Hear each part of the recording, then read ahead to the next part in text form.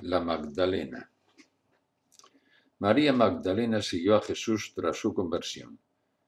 Jesús había expulsado de ella 7 demonios. Enfermedad, pecados, no sabemos. Si es la misma, históricamente es imposible saberlo con cierta seguridad, que le lavó los pies y derramó sobre su cabeza un perfume muy caro, ama mucho porque se le ha perdonado mucho. Algo seguro, es discípula de Jesús y le sigue hasta el Calvario. Allí está, junto con otras mujeres, al lado de María, la madre de Jesús. Jesús la escoge a ella para ser la primera en transmitir la gran noticia de la resurrección. Si eso ya era difícil de creer, que lo comunique una mujer era todavía más. En las cosas importantes de la vida social, las mujeres no pintaban nada. El gesto de Jesús se lo pone aún más difícil a sus discípulos. Narra San Juan.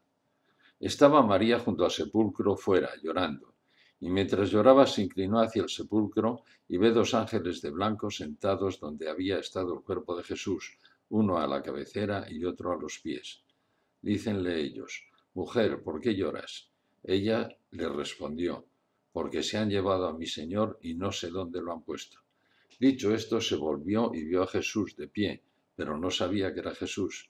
Le dice Jesús: «Mujer, ¿por qué lloras? ¿A quién buscas?». Ella, pensando que era el encargado del huerto, le dice: «Señor, si tú lo has llevado, dime dónde lo has puesto y yo me lo llevaré». Jesús le dice: «María».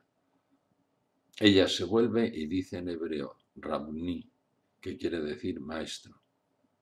Dícele Jesús: «No me toques, que todavía no he subido al Padre, pero vete donde mis hermanos y diles: subo a mi Padre y vuestro Padre, a mi Dios y vuestro Dios». Fue María Magdalena y dijo a sus discípulos que había visto al Señor.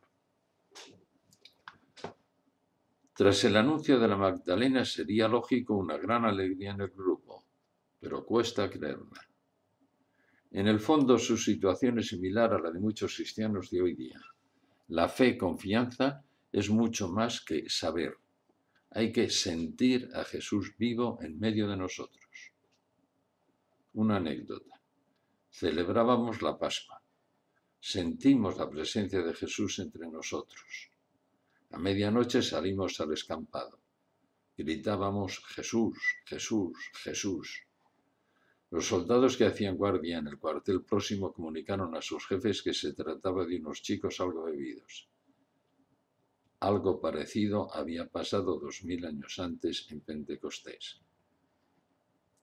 Preguntémonos: ¿vemos, sentimos a Jesús en nuestras vidas o no pasa de ser un conocimiento más, como otro cualquiera?